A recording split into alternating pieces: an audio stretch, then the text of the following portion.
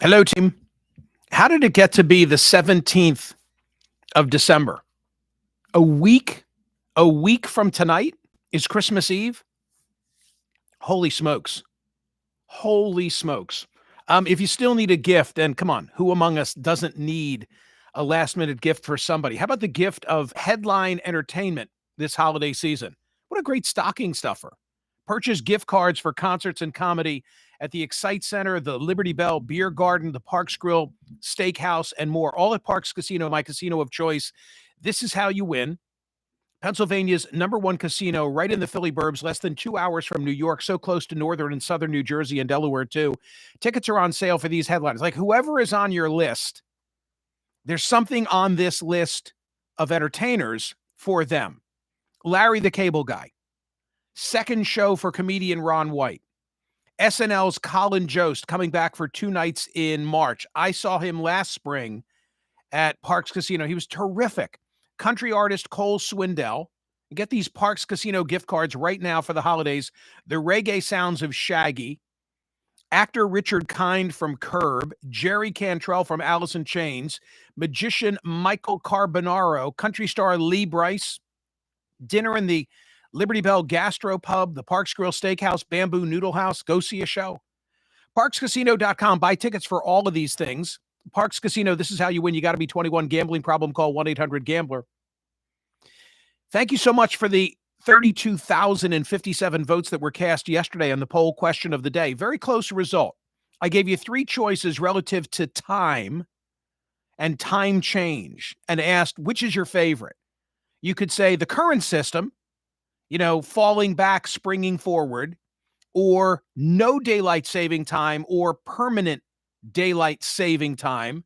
The reason that I raise this is that Vivek Ramaswamy and Elon Musk have turned President-elect Trump's head with the idea of let's get rid of daylight saving time. A plurality selected that as their top choice at Smerconish.com yesterday. 39.66%, slightly edging out permanent daylight saving time. 23.15% was the current system. What does it mean for me? Because I think we have a tendency to be a little selfish and say, well, when would the sun come up and when would the sun go down for me? So if there were no daylight saving time, the latest sunrise for Montgomery County, Pennsylvania, the latest sunrise, 7:24 a.m.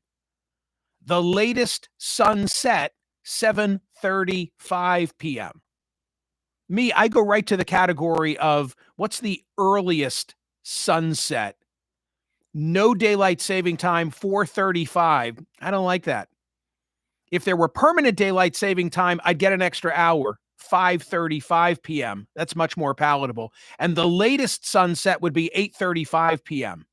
Now, what's the drawback with no daylight saving time? The latest sunrise would be 8:24 a.m.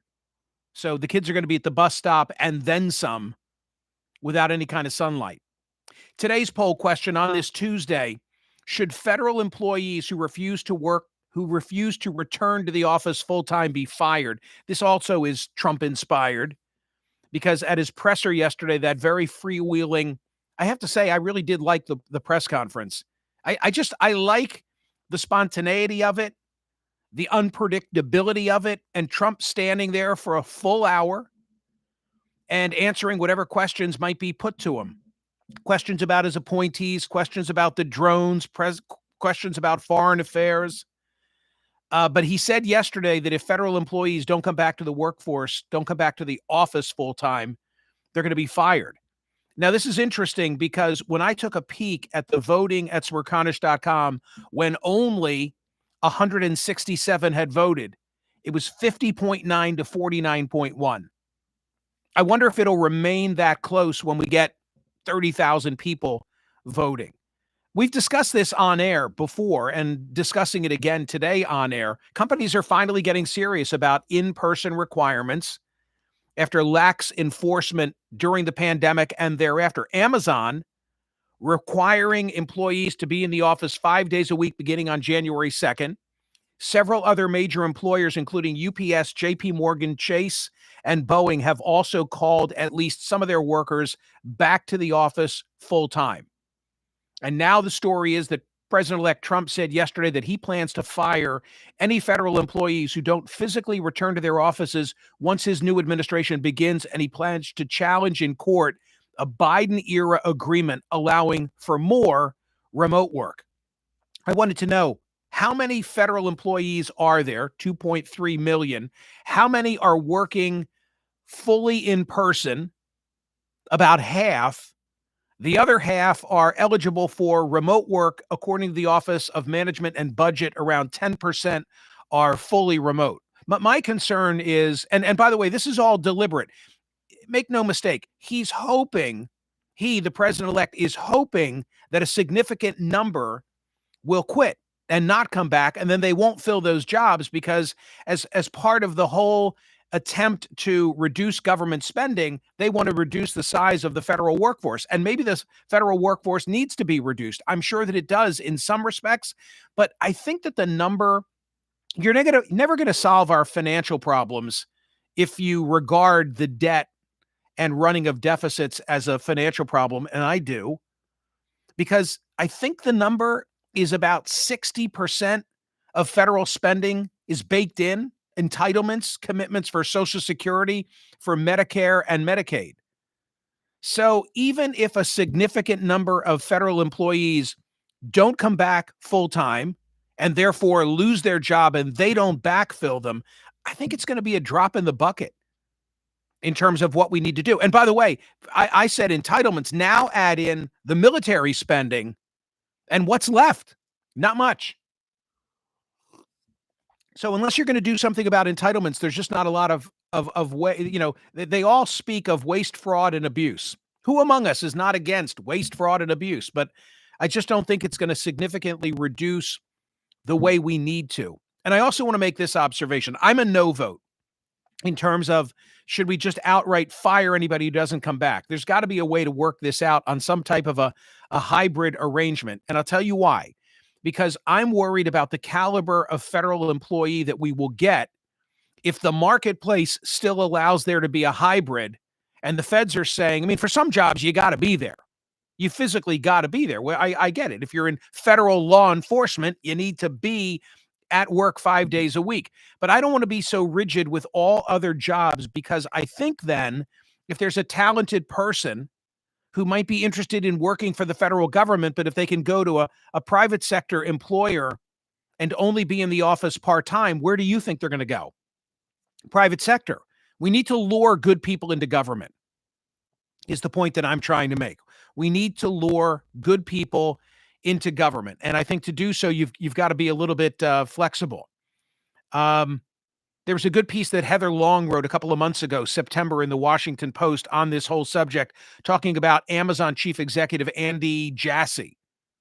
Quote, just became the latest high-profile boss to insist that workers in the head office return to their desks 5 days a week, most weeks. Amazon founder Jeff Bezos owns the Washington Post and, of course, Amazon. The announcement sparked shock and outrage among many Amazon employees and a wider fear that this could herald a rethink of remote work and other companies. There are going to be big ripple effects from this because there's so much vacant office space in downtown areas and scattered throughout the country. And then you've got those ancillary businesses that are dependent upon people working in that high rise or in that. I mean, it could be a luncheonette. It could be a newspaper stand. It could be a dry cleaner. It could be shoe repair, just people who want to take advantage of the workforce that's there. So I hope it's not fully remote, and I don't think it will be. I think the model is going to be a flexible model for most concerned. But that's why I selected it as the poll question of the day today. I didn't want to directly tie it to President-elect Trump in the wording, but if you saw the thumbnail for our YouTube conversation, then you certainly knew that he was the individual who put this on my radar. Should federal employees who refuse to return to the office full-time be fired? That's it. You're fired. He loves saying that. Go vote at Smerconish.com. That is today's poll question. I'll be very eager to see whether it remains as neck and neck as when just a handful of people had voted. Thank you for that. Go vote. Oh, by the way, like and subscribe. Like and subscribe. Thank you, PJ, for the reminder. Everybody like. Thank you. Give me a couple of likes. See ya.